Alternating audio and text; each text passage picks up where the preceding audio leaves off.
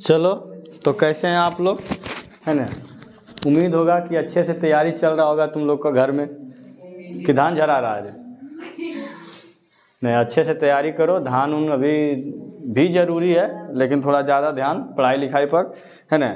और तो आज की क्लास में लेकर आए हैं बायोलॉजी का मोस्ट VVI क्वेश्चन, ठीक है।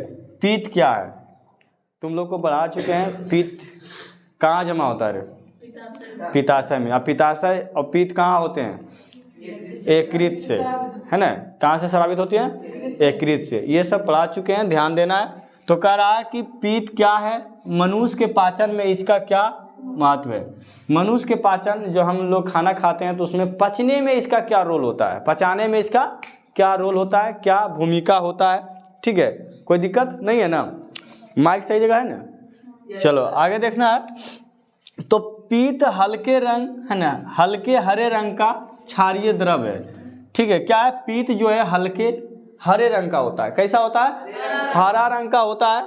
और वो क्षारीय होते हैं, क्षारीय द्रव होते हैं। अम्लीय और क्षारीय समझ रहा है ना। क्या 7 से कम वाला क्या होता है, और 7 से ज़्यादा वाला, और 7 जो होता है, कोई दिक्कत नहीं है ना। pH स्केल तुम लोग को बेहतरीन ढंग से पढ़ा चुके हैं, ठीक है। pH स्केल अब देखना है तो P, है ना जी, लिखा चुके हैं, ध्यान है। अगर नहीं ध्यान है तो फिर जाना वीडियो देख लेना, pH स्केल वाला पढ़ा चुके हैं, ठीक है। अब देखना है, पीत हल्के हरे रंग का क्षारीय द्रव है जो यकृत की कोशिकाओं से स्रावित होकर पित्ताशय नामक थैली में संचित रहता है। देखो समझो इधर, हा नहीं करो।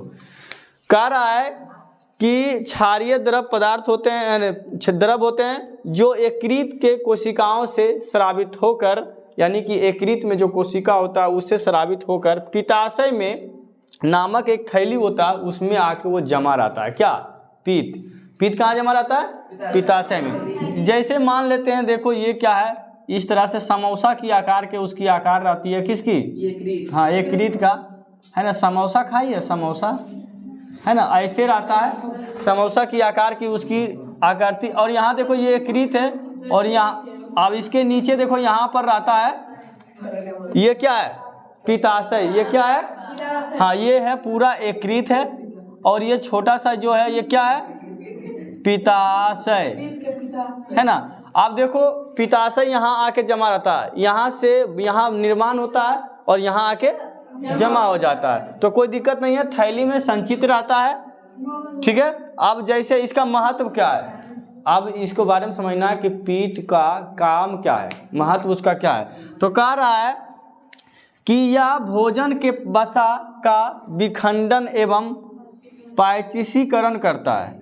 पायसी यानी कह रहा है कि जब हम भोजन करते हैं तो वसा जो होता है, जो हम वसा खाते हैं, है ना, फैट का विखंडन करता है। उसको क्या करता है?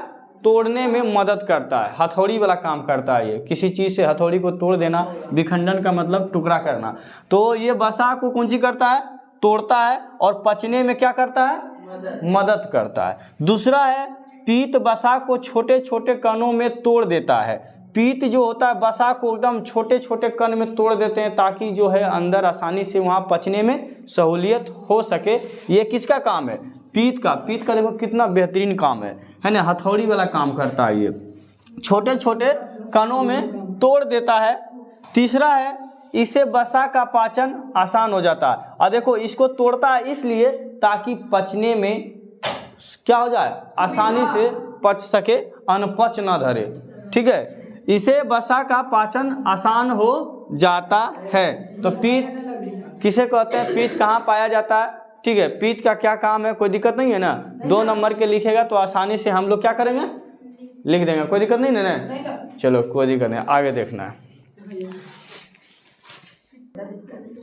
चलो ध्यान से इधर देखो, ये कह रहा है, छोटा सा क्वेश्चन है, मछली, मच्छर, केंचुआ और मनुष्य के मुख्य श्वसन अंगों का नाम लिखें, ठीक है।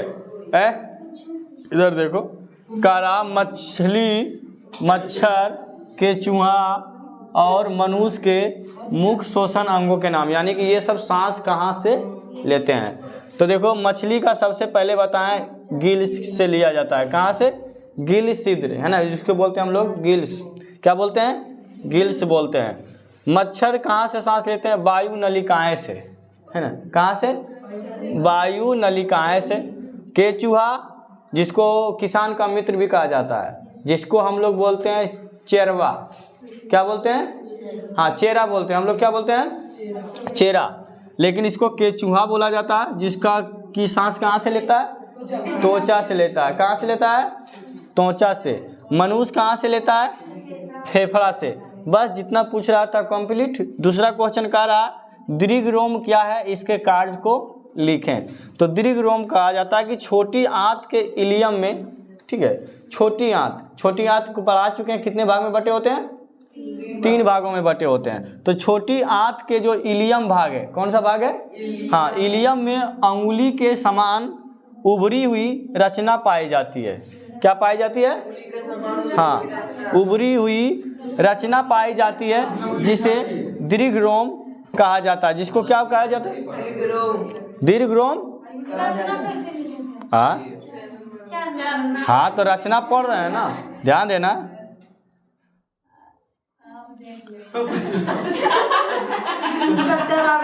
हल्ला मत करो, ठीक है। रचना पाई जाती है, ठीक है। अब देखना इसके कार्य देखना है। क्या कह रहा है? इसके कार्य, काम क्या होता है?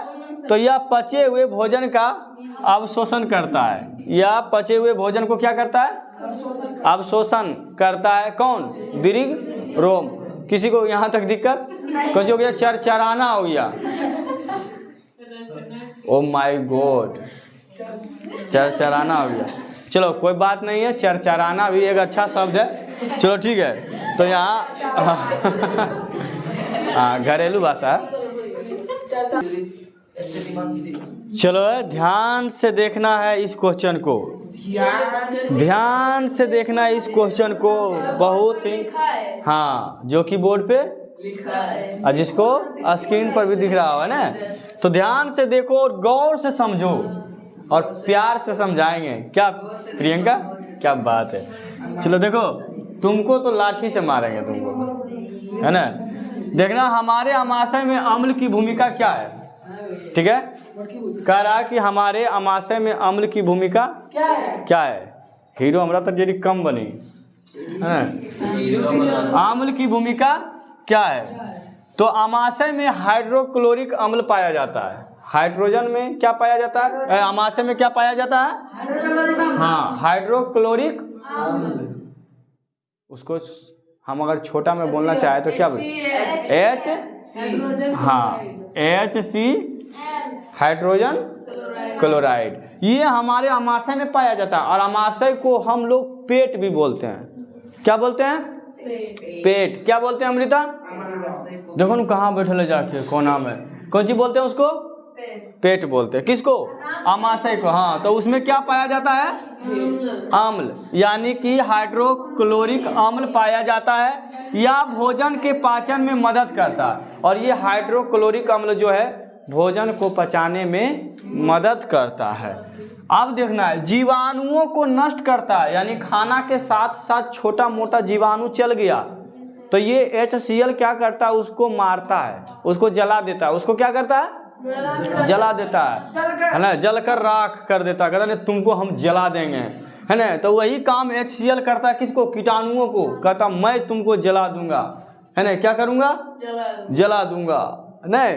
तो देखो HCl अम्ल पाया जाता है। यह भोजन के पाचन में मदद करता है, जीवाणुओं को नष्ट करता है और पेप्सिन एंजाइम को सक्रिय करता है। और हमारे पास जो पेप्सिन एंजाइम होता है उसको, हाँ, पेप्सिन एंजाइम जो होता है उसको सक्रिय करता है, उसको, है ना, उसको मदद पहुंचाता है। एंजाइम को सक्रिय करता है। आमाशय में उपस्थित पेप्सिन एंजाइम भोजन में मौजूद प्रोटीन को छोटे छोटे टुकड़ों में एकदम टुकड़ा टुकड़ा कर देता है। क्या कर देता है?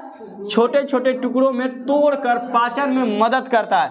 अभी हम कुछ देर पहले पढ़ाए थे कि वसा का टुकड़ा बिखरने, वसा को तोड़ तोड़ कर क्या करता है? छोटा छोटा बना देता। कौन? अरे वसा अभी पढ़ा रहे थे, पीत भूल जाता है तुरंत, है ना। पढ़ाए थे ना उसमें। हाँ, तो उसमें क्या करता है, उसमें वसा को, और यहाँ पर देखो किसको तोड़ रहा है, प्रोटीन को तोड़ रहा है। किसको तोड़ रहा है, प्रोटीन को तोड़ रहा है। ये सब प्रोटीन को तोड़कर छोटा छोटा बनाकर उसको पचाने में मदद करता है बालकों, है ना, पाचन में मदद करता है। तो यहाँ तक किसी को प्रॉब्लम है समझने में? सीधी सी लाइन में समझना है कि गंगा, अगर गंगा नहाना है, अगर नहीं तो कहता गंगा में शुद्ध होना है, तो देखो कीड़ा मकोड़ा के लिए ये एक तरह का ये कौन सी है, भट्ठी है। जैसे कीड़ा मकोड़ा वहाँ गया जल कर राख, वहाँ से खाना शुद्ध हो गया। गंगा जैसा पवित्र, जैसे नहीं गंगा से कोई नहा के आती है हम पवित्र ही। अरे कितना पागल हो जाता है, तो कहते गंगा में हम पवित्र हो गया। गंगा मैया इतना पागल है कि तोर पापा के वो अपने ले लेते हैं, पाप किया तुम ले लेगा गंगा मैया। अरे सही बात है, सब जाती है गांव में मैल धोने के लिए जाती है, पाप तो मन में होता है रे। तो समझदार होना चाहिए। कहती है कि शुद्ध हो गया, शुद्ध हो गया। हम नहीं बोलते हैं, तुम लोग बोलती है ना हम शुद्ध हो गए गंगा मैया। भीड़ देखे अब बहुत तो जाता सेल्फी, ओ माय गॉड।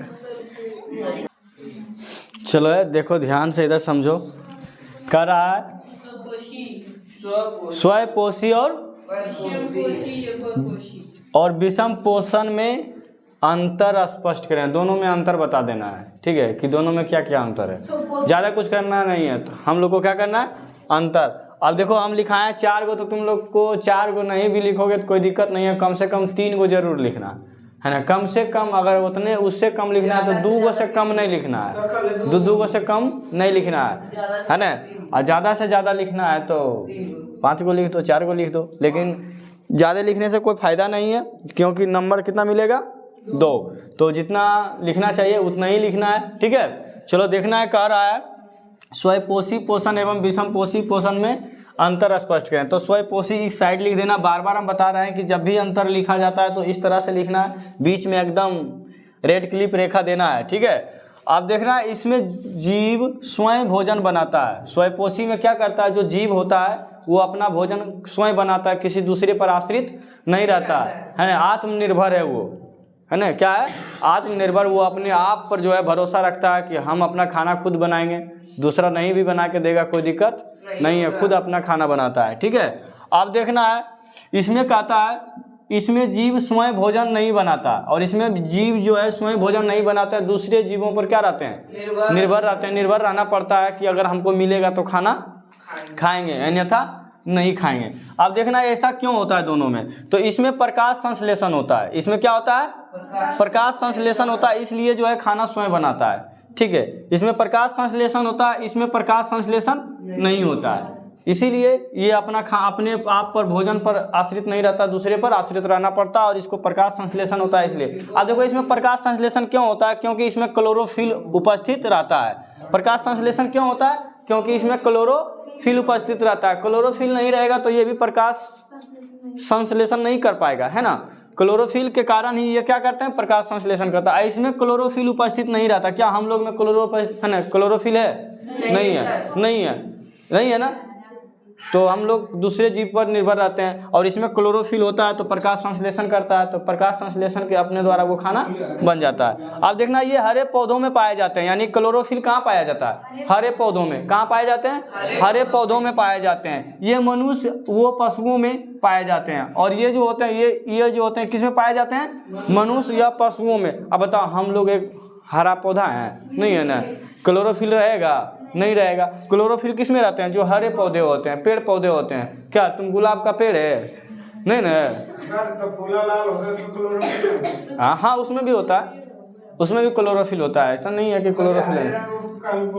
हाँ, हर 99% जो है ना बताया गया, ठीक है। ऐसे आप बोलो कि कोई बोलेगा ललका साग होता है ना, तो सर वो हरा नहीं है तो उसमें क्या क्लोरोफिल नहीं है? जी, उसमें भी क्लोरोफिल है, ठीक है, लेकिन लगभग में हरे पत्ते ही होते हैं जिसमें कि क्लोरोफिल पाया जा रहा है। कोई किसी को दिक्कत यहाँ तक प्रॉब्लम?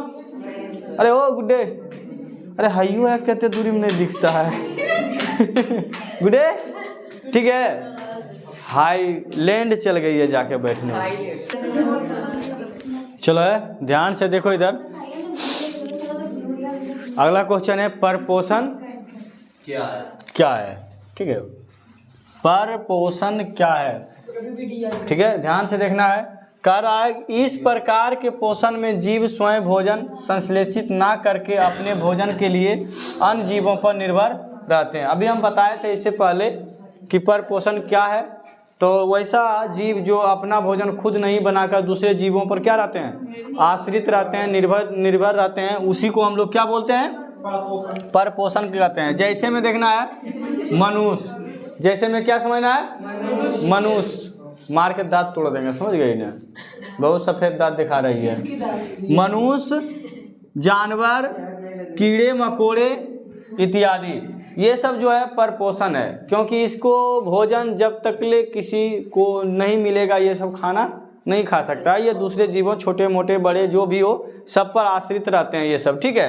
अब देखना है 7वां क्वेश्चन है कि जीवों के लिए पोषण अनिवार्य क्यों है। कारण है कि जीवन जीने के लिए पोषण क्यों अनिवार्य है, जीवों के लिए खाना क्या जरूरी है, नहीं खाएगा तो क्या क्या हो सकता है, देखना है। तो कह रहा है जीवों के लिए पोषण अनिवार्य है क्यों। अब देखो इसलिए जरूरी है, जीवों के लिए पोषण अनिवार्य है क्योंकि इससे उन्हें ऊर्जा क्या मिलता है, ऊर्जा मिलता है, वृद्धि मिलता है, शरीर की मरम्मत तथा जीवन क्रियाओं को चलाने के लिए, यानी कि अपने जीवन को चलाने के लिए, जीवित रहने के लिए आवश्यक पदार्थ मिलते हैं। यानी कि हमारे जीवन को चलाने के लिए इसमें अनेक तरह के पदार्थ मिलते हैं, कार्बोहाइड्रेट हो, वसा हो, प्रोटीन हो, ऐसे ऐसे चीज़ मिलते हैं जिससे हमारा शरीर क्या रहता है, स्वस्थ रहता है, मन और हेल्थ रहता है, कहने का मतलब है अच्छे रहते हैं, ठीक है, जिसके कारण से हमको खाना जरूरी है, और खाना के बिना हम जीवित भी नहीं रह सकते हैं, तो ये इसलिए भी जरूरी है। तो बिना पोषण के जीव जीवित नहीं रह सकता है, इसीलिए जीवों के लिए पोषण अनिवार्य है। कोई दिक्कत नहीं है ना, कोई दिक्कत नहीं है, तो लाइक और सब्सक्राइब करना है ना वीडियो देखने वाले भाइयों को, छोटुओं एवं छोटियों को, नहीं, अरे वाह।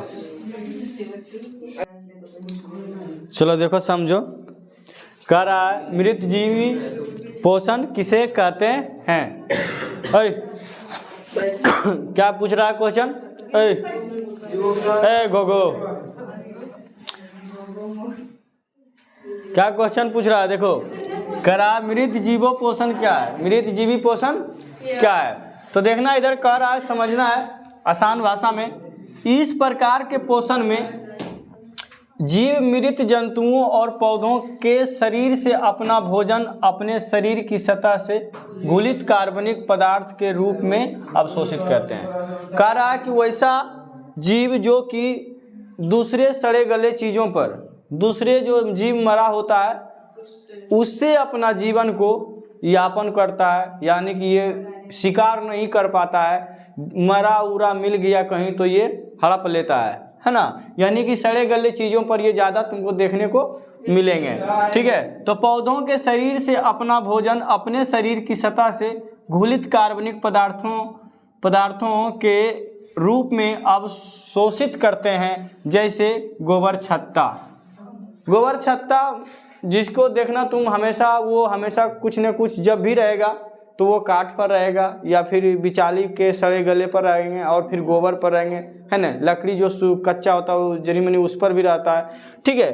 तो गोबर छत्ता, कवक इत्यादि ये सब दूसरे चीज़ों पर, सड़े गले चीज़ पर रहेगा, मरे हुए चीज़ों पर रहेगा, ठीक है। तो ये हाँ, तो ये भी दूसरे चीज़ों पर आश्रित रहता है, सड़े गले पर। इसी को बोलते हैं मृत जीवी पोषण, मरे चीज़ों को खाकर अपना जीवन यापन करता है, इसीलिए उसका नाम पड़ा मृत जीवी पोषण। कोई दिक्कत नहीं। चलो आगे देखना, रक्त क्या है, इसका कौन सा घटक गैसीय परिवहन में सहायक है। कह रहा रक्त क्या है, इसका कौन सा घटक गैसीय परिवहन में सहायक है, ठीक है। तो देखो कह रहा है कि रक्त एक तरल संयोजी उत्तक है। रक्त क्या है, एक तरल, हाँ, संयोजी उत्तक है, ठीक है, जो कि शरीर में पदार्थों का परिवहन करता है, जो कि शरीर में पदार्थों का परिवहन करता है। परिवहन का मतलब होता है जो प्रोटीन हो, ठीक है, हाँ, वो ऑक्सीजन हो, जैसे कि मान लेते हैं ऑक्सीजन को भी पहुंचाता है, कार्बन डाइऑक्साइड को भी पहुंचाता है, उसमें नाइट्रोजन भी मिले होते हैं जब, है ना। तो ये सब चीज़ों को एक जगह से दूसरे जगह, यानी कि एक कोशिका से दूसरे कोशिका तक पहुंचाने का काम करता है। परिवहन का मतलब होता है एक जगह से दूसरे जगह ले जाना, ठीक है। तो पहुंचाता है, पदार्थों का परिवहन करता है। सहायक में प्लाज्मा पोषक पदार्थ, हार्मोन अवशिष्ट पदार्थ आदि, यानी कि जो हानिकारक पदार्थ भी होते हैं उसको भी बाहर निकालने का काम करता है, और जो हमारे शरीर के लिए जो इम्पोर्टेंट होते हैं उसको भी कोशिकाओं तक पहुंचाते हैं। कोई दिक्कत यहाँ तक किसी को प्रॉब्लम नहीं है ना? चलो तो आगे बताएं, आगे क्वेश्चन।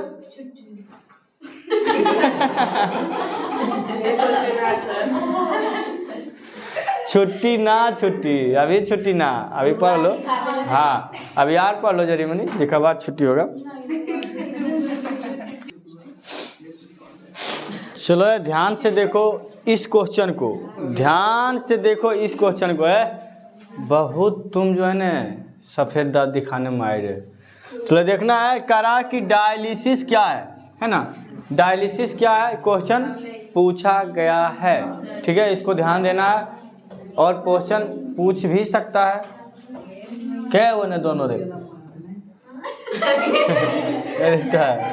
चलो देखो इधर, करा डायलिसिस क्या है? तो करा डायलिसिस वह प्रक्रिया है, ठीक है, जिसमें खराब किडनी के स्थान पर, ठीक है, खराब किडनी जानती हो ना, किडनी फेल होता है ना, जब किडनी जो होते हैं के स्थान पर मशीन द्वारा रक्त से अवशिष्ट पदार्थ और अतिरिक्त जल को अलग किया जाता है, उसी को डायलिसिस कहते हैं। क्या बोलते हैं? हाँ उसी को क्या बोलते हैं? उस मशीन को क्या बोलते हैं? डायलिसिस मशीन कहते हैं। जब हमारा क्या किडनी खराब हो जाता है तो वहाँ पर एक मशीन लगाया जाता है, उस मशीन को क्या कहते हैं? और वो मशीन क्या करता है? हाँ मशीन द्वारा रक्त से